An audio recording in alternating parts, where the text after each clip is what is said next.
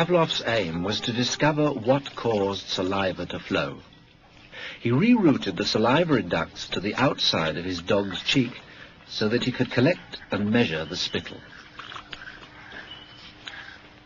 Perhaps, he thought, the production of saliva might be the result of a fixed nervous reflex, like a knee jerk.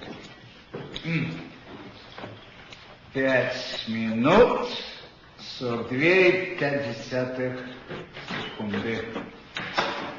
After taking many measurements of spittle, he confirmed that the dogs drooled automatically when their tongues touched food. He called the response the salivation reflex.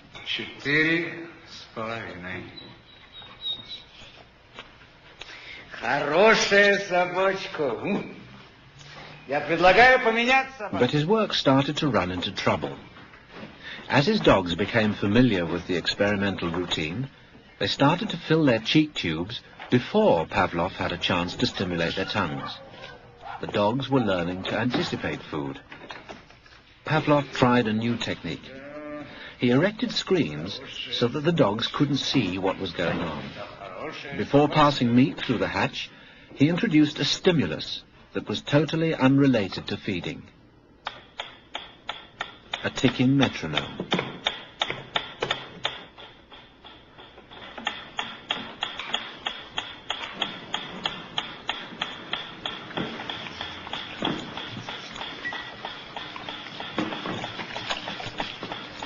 At first, the dog dripped saliva into its cheek tube only when the food appeared.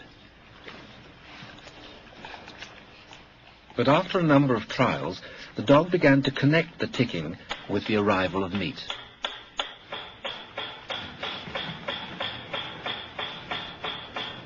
Soon the sound alone made the dog drool. Eventually, the dog salivated as much to the ticking itself as it did originally to the presentation of food. Полная. Идите сюда. Что я говорил? He called this new response the conditioned reflex.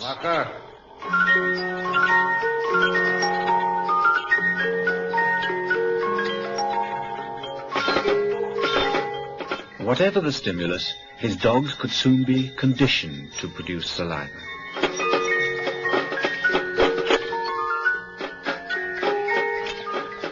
Pavlov believed that he had discovered how animals learned, even in the wild.